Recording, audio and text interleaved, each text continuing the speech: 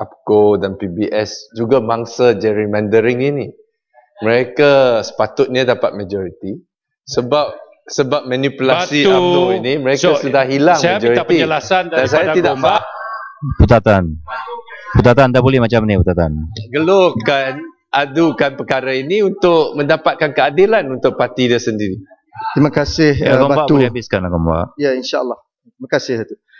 Saya setuju yang Batu. Putatan ni bukan mangsa dalam konteks gerrymandering saja. Dia mangsa dalam semua keadaan. Ya?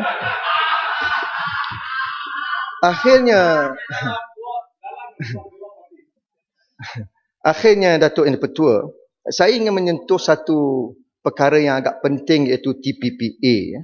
Dan saya percaya rakyat Malaysia mengikuti perbahasan mengenai hasrat kerajaan pusat untuk menandatangani TPPA ini.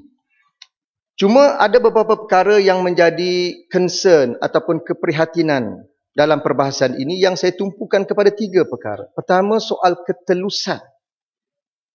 Yang kedua, soal fabrik sosial. Dan ketiga, soal federalisme.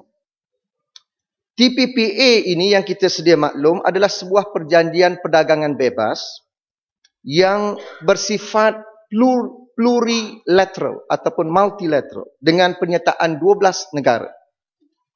Matlamat utama TPPA adalah untuk menjana kerjasama strategik dan konstruktif antara negara-negara pesisiran lautan Pasifik demi melestarikan kedudukan ekonomi negara masing-masing. Kebimbangan rakyat hari ini ialah TPPA ini berpotensi untuk mengancam kedaulatan negara atas nama kebebasan perdagangan dan pelaburan. Kita memahami aspek kerahsiaan dalam satu-satu rundingan antarabangsa yang bersifat plurilateral.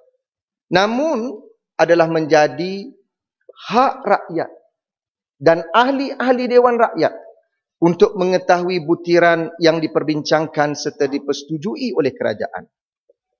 Hal ini penting untuk memastikan proses semak dan imbang serta perbincangan yang lebih konstruktif berlaku demi kepentingan rakyat.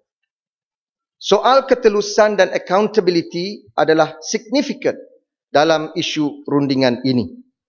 Isu ketelusan ini bukan sahaja melibatkan ketelusan di antara kerajaan dan rakyat, tetapi juga ketelusan dan accountability di antara kumpulan-kumpulan perunding yang mewakili negara.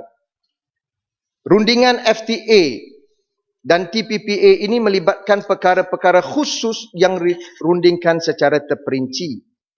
Maka akhirnya, selain daripada mandat dan prinsip yang telah ditentukan oleh kerajaan, kejayaan proses rundingan ini bergantung kepada kebolehan kumpulan-kumpulan perunding yang mewakili negara, termasuk kebijaksanaan menteri dan timbalan menterinya. Maka saya ingin mencadangkan supaya kerajaan bertanggungjawab untuk mendedahkan nama-nama kumpulan perunding yang sepatutnya terdiri daripada mereka yang mempunyai kepakaran, kemahiran dan kompeten dalam bidang tersebut. Saya tidak mahu berulangnya peristiwa Pulau Batu Putih kerana kelemahan kumpulan perunding yang mewakili negara menyebabkan kita hilang Pulau Batu Putih. Mata kita putih, pulau terlepas. Yang dapat batu. Yang kita dapat Middle Rock. Walaupun yang kita perjuangkan adalah Pulau Batu Putih, akhirnya Pulau Batu Putih menjadi milik negara Singapura. Malaysia mendapat batu saja. Itulah putatan. Ya, maka saya berharap kumpulan perunding ini benar-benar mempunyai kemahiran dan kepakaran. Dan dalam hal rundingan antarabangsa ini, saya nyatakan saya lebih yakin dengan mantan Menteri MITI yang lalu, Rafidah Aziz, dalam konteks keupayaan beliau yang mempunyai kepakaran dan kemahiran di meja rundingan. Dan saya, walaupun saya mengiktiraf kemahiran dan kemampuan pegawai-pegawai di MITI, tetapi saya tidak ada keyakinan terhadap menteri dan timbalan menteri dalam urusan mempertahankan hak negara pada hari ini. Datuk Yang Dipertua, MITI juga telah meminta UNDP mengadakan cost benefits analysis.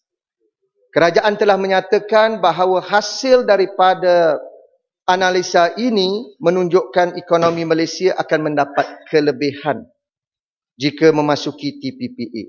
Namun, selain daripada cost benefit analysis, saya ingin bertanya, apakah kerajaan telah mengadakan regulatory audit bagi memastikan tiada percanggahan antara agensi kerajaan, kementerian dan juga negeri?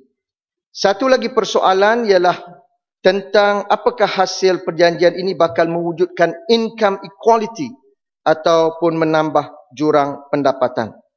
Kita bimbang sekiranya pusingan perniagaan dalam sektor perdagangan bebas ini akhirnya akan memberikan manfaat kepada syarikat-syarikat gergasi dan menutup peluang syarikat-syarikat kecil Bumiputera untuk bersaing di peringkat antarabangsa. Yang Amat, habiskan Yang Amat. Ya, saya ingin menyentuh sedikit saja lagi yang Datuk Betul minta izin tentang sektor IKS yang juga merupakan salah satu sektor ekonomi penting, ya, khususnya di kalangan golongan Bumiputera di Malaysia.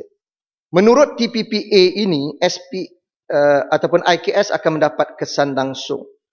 Namun persoalan yang perlu diperbahaskan adalah kesediaan syarikat-syarikat mikro tempatan untuk bersaing dengan SME dari luar negara, termasuk Amerika Syarikat, Australia dan Singapura.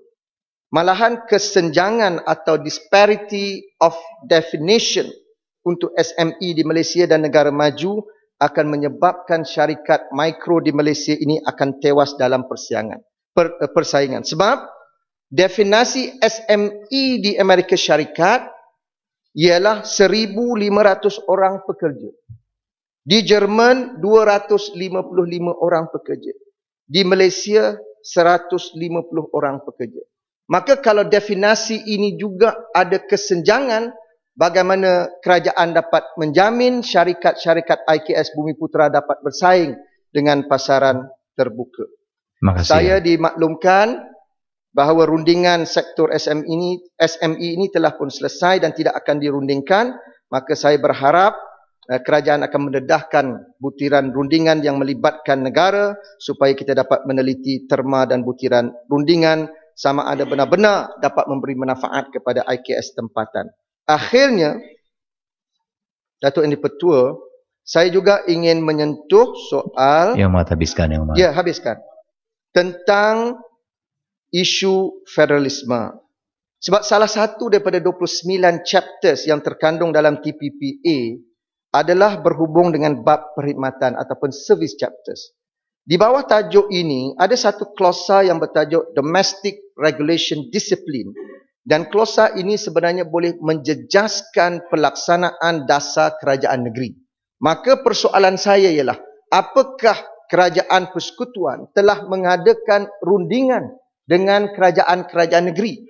Kerana sebaik sahaja TPPA ini ditandatangani, ianya akan memberikan kesan langsung kepada kerajaan negeri. Soal pengeluaran lesen di peringkat PBT. Soal industri air yang dikuasai oleh kerajaan negeri. Semuanya ini akan memberikan kesan kerana alasan TPPA ialah menggunakan non-trade discriminatory yang pastinya akan memberikan kesan negatif kepada kerajaan negeri. Ya, akhirnya, Yang Berhormat Datuk Speaker, saya berdoa supaya ahli-ahli yang berhormat yang diangkat dalam sesi kali ini dapat memikul amanah ini dengan baik demi kemajuan negara dan kemakmuran rakyat keseluruhannya. Terima kasih, Datuk Yang di-Pertua. Yang Amat Tanjung Karang. Terima kasih, Datuk Yang di-Pertua. Lama tak cakap, 15 tahun tak bercakap ni. Saya dengar teliti